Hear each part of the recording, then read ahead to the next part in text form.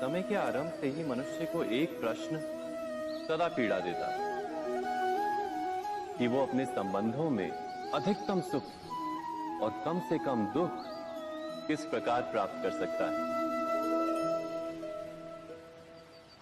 क्या आपके सारे संबंधों ने आपको संपूर्ण संतोष दिया है?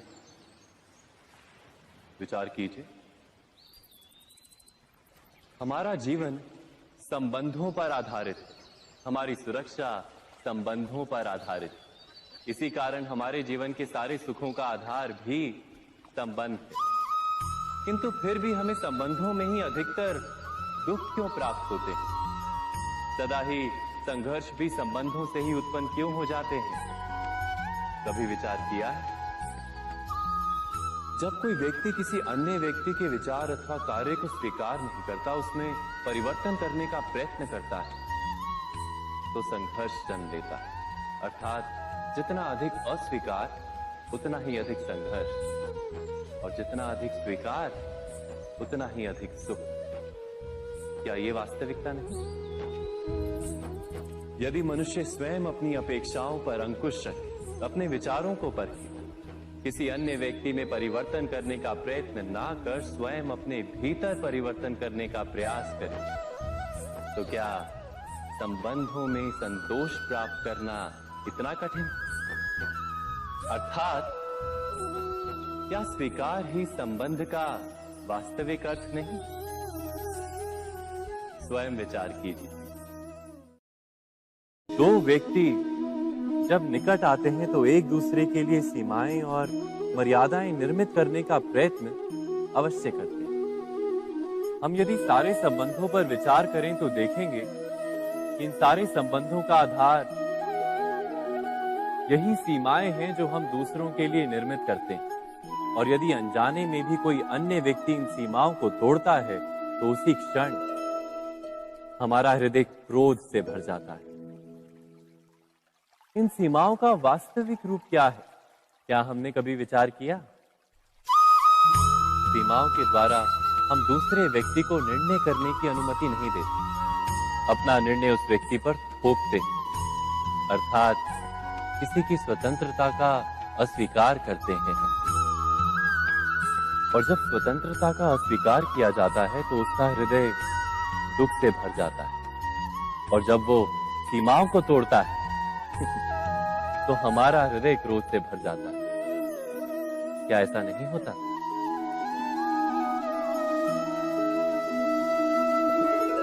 पर यदि एक दूसरे की स्वतंत्रता का सम्मान किया जाए तो किसी मर्यादाओं या सीमाओं की आवश्यकता ही नहीं होती। अर्थात जिस प्रकार स्वीकार किसी संबंध का देह है, क्या वैसे ही स्वतंत्रता किसी संबंध की आत्मा नहीं? स्वयं विचार कीजिए।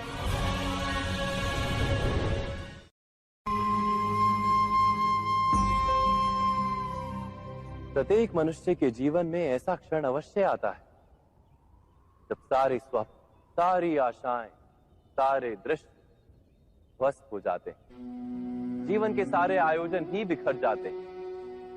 एक और धर्म होता है और दूसरी ओर सुख। इसी को धर्म संकट कहते हैं। जब धर्म का वहन ही संकट हो और धर्म का त्याग ही सुख हो। विचार कीजिए, कभी किसी स्वजन के विरुद्ध सत्य बोलने का अवसर प्राप्त हो जाता है, कभी ठीक दरिद्रता के समय सरलता से चोरी करने का मार्ग प्राप्त हो जाता है, कभी किसी शक्तिशाली राजनेता या राजा के कर्मचारी का अधर्म प्रकट हो जाता है। सबके जीवन में ऐसी घटना बनती ही रहती है। अधिकतर लोग ऐसे किसी क्षण को धर्म संकट के रूप में जान ही नहीं पाते। हमें किसी प्रकार के संघर्ष का अनुभव ही नहीं होता। सहजता से सुख की ओर खींचे चले जाते हैं, जैसे मक्खी गुड़ की ओर खींची चली जाती। वास्तव में धर्म संकट का क्षण ईश्वर के निकट जाने का क्षण होता है। यदि हम संघर्षों से भयभीत ना, सुख की ओर आकर्षित ना, अपने धर्म पर दृढ़ रहे, तो ईश्वर का साक्षात्कार दूर नहीं।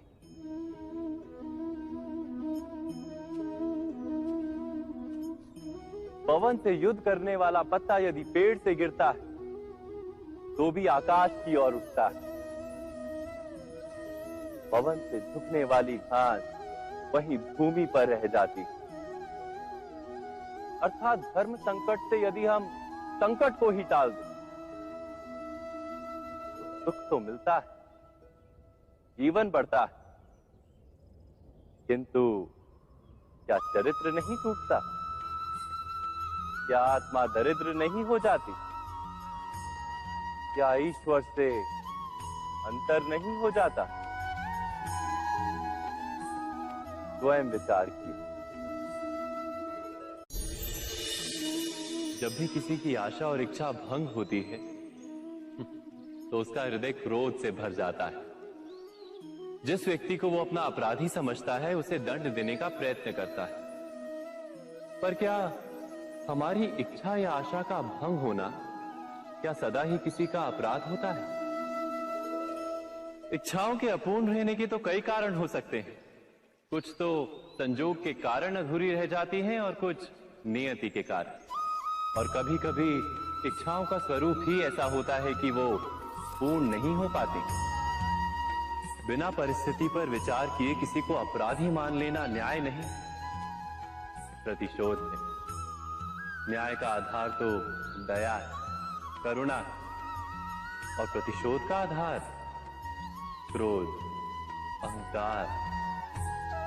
अर्थात हृदय में करुणा धारण किए बिना किसी के अपराध के विषय में विचार करना, किसी को दंड देना, क्या अपने आप में ही अन्याय नहीं? स्वयं विचार कीजिए।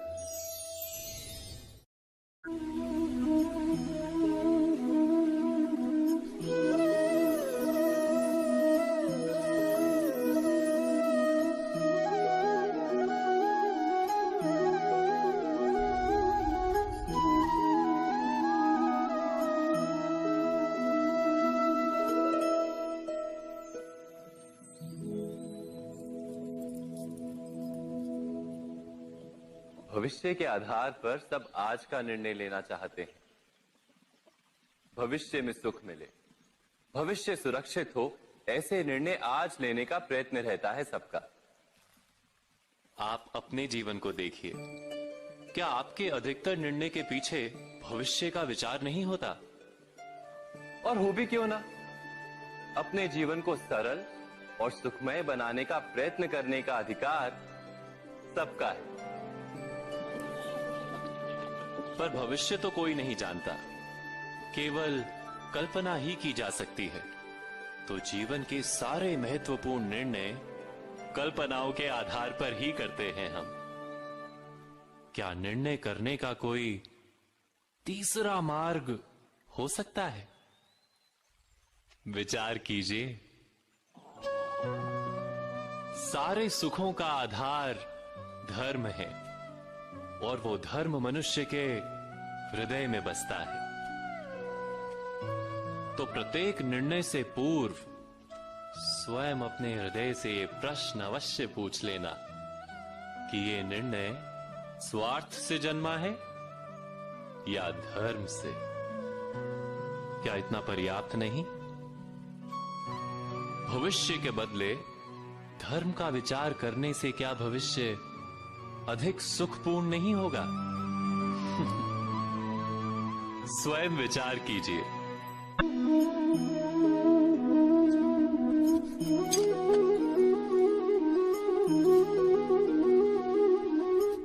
भविष्य का दूसरा नाम है संघर्ष। हृदय में आज इच्छा होती है और यदि पूर्ण नहीं हो पाती तो हृदय भविष्य की योजना बनाता है। भविष्य में इच्छा पूर्ण होगी ऐसी कल्पना करता रहता है, किंतु जीवन ना तो भविष्य में है ना अतीत में। जीवन तो इस क्षण का नाम है, अर्थात इस क्षण का अनुभव ही जीवन का अनुभव। पर हम ये जानते हुए भी इतना सा सत्य समझ नहीं पाते। या तो हम बीते हुए समय के स्मरणों को घेर कर बैठे रहते, या फिर आने वाले समय के लिए हम योजनाएं बनाते रहते हैं और जीवन जीवन बीत जाता है। एक सत्य यदि हम हृदय में उतार लें कि ना हम भविष्य देख सकते हैं, ना ही भविष्य निर्मित कर सकते हैं, हम तो केवल धैर्य और साहस के साथ भविष्य को आलिंगन दे सकते हैं, स्वागत कर सकते हैं भविष्य का। तो क्या जीवन का हर पल जीवन से नहीं भर जाएगा? स्वयं विचार कीजिए।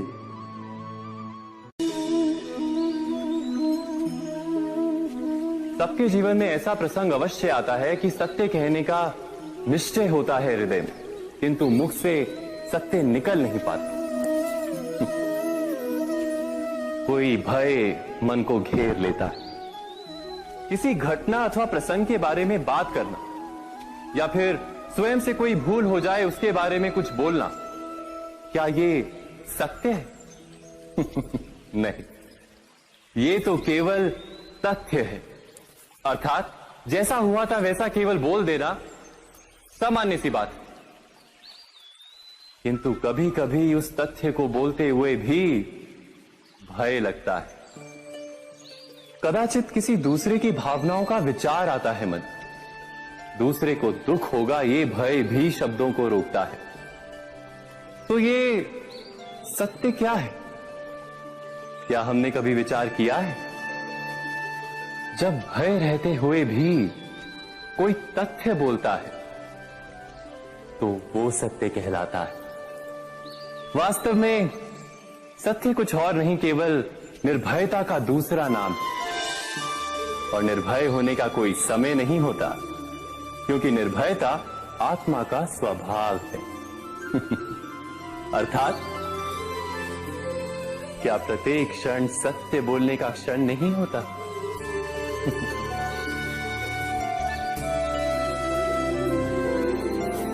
स्वयं विचार कीजिए।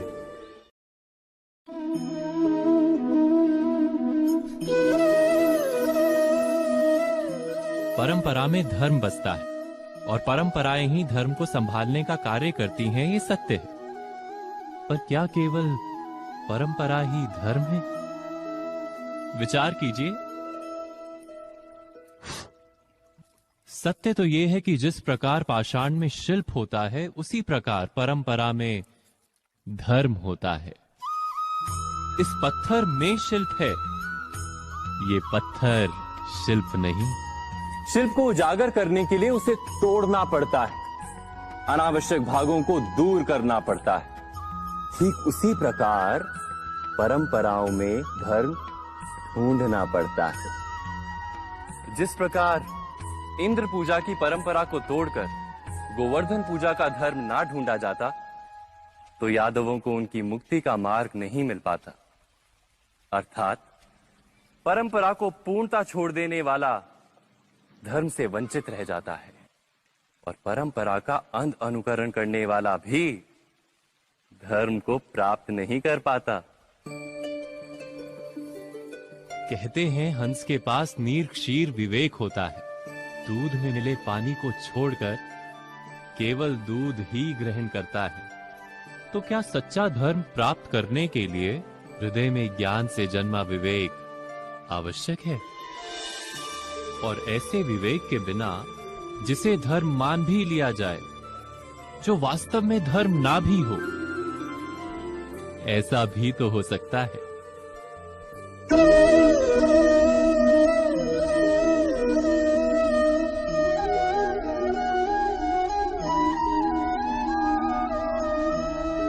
महाभारत का ये युद्ध, महाभारत की ये कथा अनेक सत्यों को प्रस्थापित करती है। महानतम सत्य ये कि अलगपन और भिन्नता ही अधर्म का मूल है, और एकात्मता ही धर्म का आधार। कैसे? स्वयं विचार कीजिए। मनुष्य का हृदय सुख की आशाओं से, सत्ता और संपत्ति की इच्छाओं से घिरा रहता है सदा। किंतु सामान्य रूप से मनुष्य अपने माता पिता, संतानों, भाई बहन या पत्नी के साथ उचित व्यवहार ही करता है, कोई अन्याय नहीं करता। वो सुख और संपत्ति को समान भागों में बांटकर भोगता है, क्योंकि वो ये जानता है कि उसके सुख का आधार है उसका परिवार, उसके सुख का कारण है उसका परिवार। मनुष्य ये भी जानता है कि उसका सुख समाज से आता है, किंतु वो समाज के साथ अन्याय कर लेता है, समाज का शोषण कर लेता है, क्योंकि वो समाज को अपने सुख का कारण नहीं मानता, वो समाज को अपने सुख का साधन मानता है। भेद है तो कारण और साधन में। मनुष्य को जब ये बोध हो जाता है कि सारा संसार परमात्मा का ही रूप है, प्रत्येक जीव परमात्मा का ही अंश है, अर्थात कोई पराया नहीं, सब अपने, ये सारा संसार अपना ही है, अपना ही परिवार है, तो क्रोध का कोई कारण ही नहीं रह जाता। सारे संघर्ष, सारा वैर, सारा प्रतिशोध नष्ट हो जाता है। अंतर में परमात्मा और संसार में एकात्मता, यही धर्म का मूल सिद्धांत है। महाभारत की ये यात्रा क्रोध से बोध की यात्रा है, भिन्नता से एकात्मता की यात्रा है। भूमि पर वास करने वाली प्रजा जब तक इस महाभारत की कथा को अपने स्मरणों में जीवित रखेगी, तब तक ऐसा विध्वंस पुनः नहीं होगा। कोई भी शक्ति इसकी महत्ता का वस्त्र हरण नहीं कर पाएगी। इस यात्रा में मेरे साथ प्रवास करने वालों को मैं अभिनंदन देता हूं। उनके हृदय में धर्म का बीज स्थापित, कल्याण, संसार का कल्याण। ओम सहना भवतु। ईश्वर हमारा रक्षण करे। सहनो भुनक्तु। हम सब मिलकर सुख भोगे। सहवीर्यम करवावहे। एक दूसरे के लिए प्रयास करें।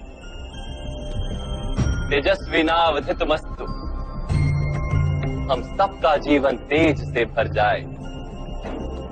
मां विद्विषावहे। परस्पर कोई द्वेष या ईर्ष्या ना हो। ओम शांति।